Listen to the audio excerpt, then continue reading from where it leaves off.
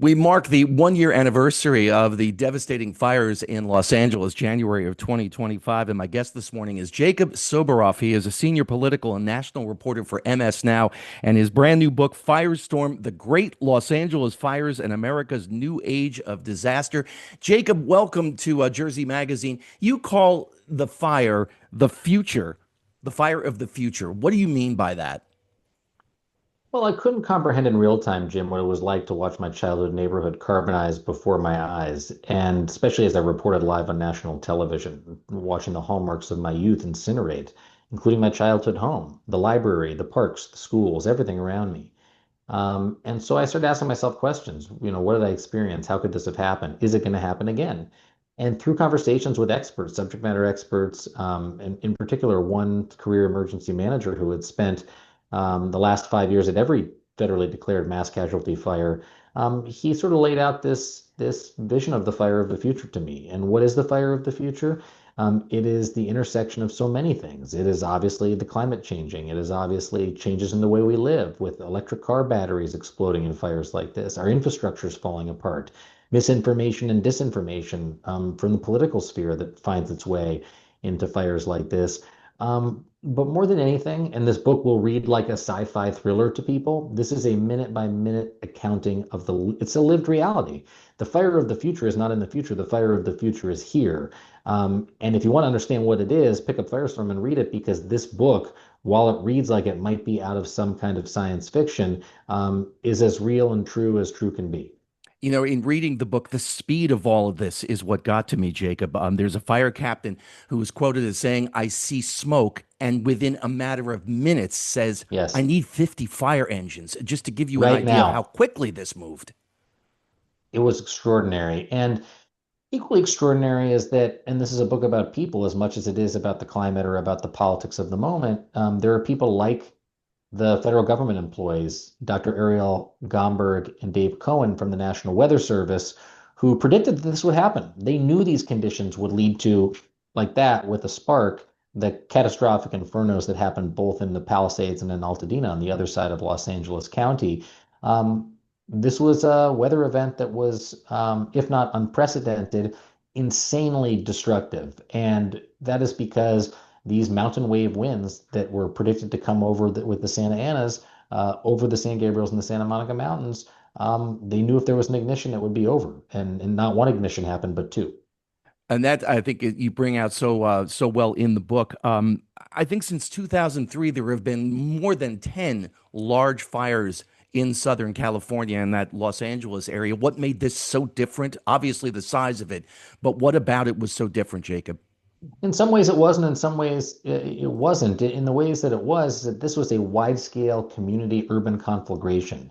16,000 structures were destroyed in the second most, in the most, excuse me, the second biggest city in the country, the most populous county in the nation.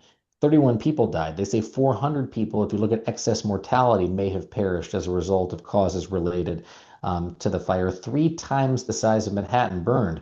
It's not the size that's unprecedented, it's where this happened in communities in Los Angeles, in an urban area, just like in Lahaina.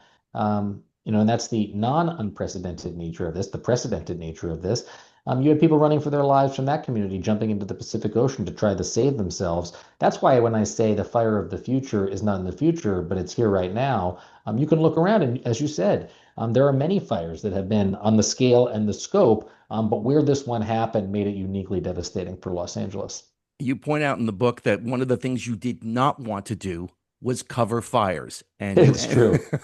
you end up covering not only a major story, but you referred to this. I know the area where it happened. I've driven through the area of Dead Man's Curve and all that as a tourist. Yeah.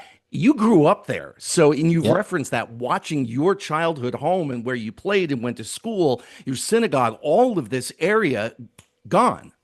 In a flash. In a flash.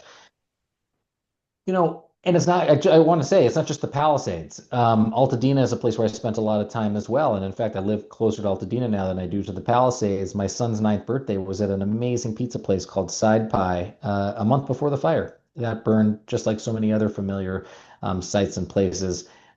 in a really wonderful community that couldn't be more different from the Palisades, a largely working class, more diverse community than the affluent, largely white Pacific Palisades. And but again, if you back out, there's a shared commonality to all of this is that what becomes unfamiliar or foreign or scary became familiar in an instant to all of us. We had all trained in LA to get under the table for the big one when the earthquake comes. But this is actually the big one that we experienced in my lifetime. Um, God forbid that the earthquake comes on the heels of it. But now we know. Now we know, and that's where I hope Firestorm is a lesson, not just for our community and a look back, but a warning for everyone else to say all those things you just described are coming to a neighborhood near you, if not your neighborhood soon.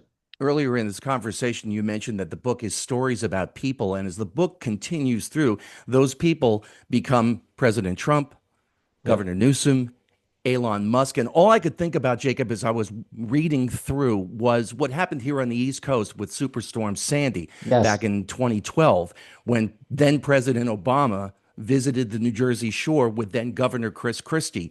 And they shared And that big hug. You remember that? exactly. That's exactly the point I was thinking of. And social media was around then.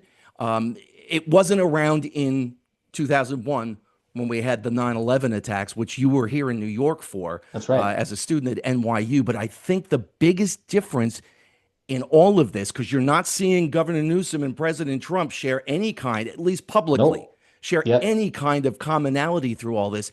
And I think that's because of social media. What's happened now, I think you're right, is that, Trump and Newsom shared that moment on the tarmac, but Newsom, you'll read in the book, and some really behind the scenes moments that I don't think have been reported before, had to practically beg to have Trump invite him to go on the tour with him in the Palisades. And that's why he decided ultimately, after being with him on the tarmac, to not go and not get on Marine One. And you'll read the sort of intimate details of all of that. But yeah, Musk was echoing misinformation from Trump about what was happening in the Palisades. Trump, who was president-elect at the time, was calling Newsom new scum as the fires were still burning.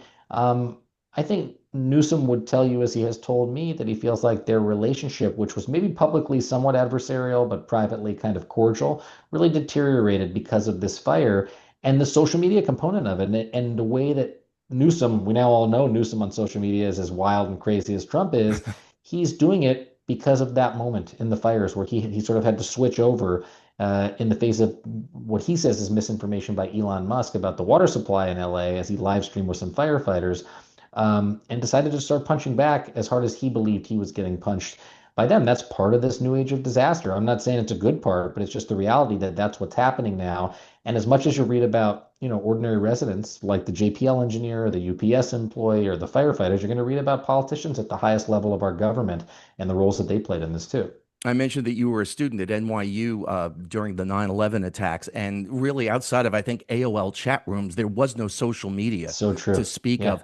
Yeah. For you, as someone who I stood watched, at a, and I just started to interrupt, but I remember staring and I had flashbacks to this when I was in the Palisades, standing on a payphone on 6th Avenue at around 24th or 5th Street, watching the towers drop as I waited to call my mom and dad. There was no social media, cell phones didn't work. It was a different time entirely. It's such a great point. that was just, in fact, what I was going to ask you, the comparison between the two, watching something happen here in New York versus watching what happened in Southern California where you had grown up. I just don't think that there was the ability to pour the rhetorical fuel on the flames of the very literal fires back then in 2001. I think it eventually happened, and I think you saw a lot of negative aspects emerge in the wake of 9/11. But it happened over, if not immediately, over a more extended or shorter period of time, a longer period of time, excuse me. Fires in LA, those type of political attacks started instantaneously. At the same time that Katie Miller, Stephen Miller's wife, was calling me to go check on their family home in the Palisades, her own boss at Doge and boss President-elect Trump were spreading misinformation about the fires. And it was just such a moment of cognitive dissonance for me that made me realize exactly what you're talking about, that level of misinfo, disinfo, um, is affecting the real-time response and feelings people are having about these events, not just down the road. The book is called Firestorm: The Great Los Angeles Fires and America's New Age of Disaster. You can read about it and all things about Jacob on his website at jacobsoboroff.com. Jacob, thank you so much for your time here this morning on Jersey Magazine, and best of luck with the book. It's a pleasure to be here, Jim. Thanks.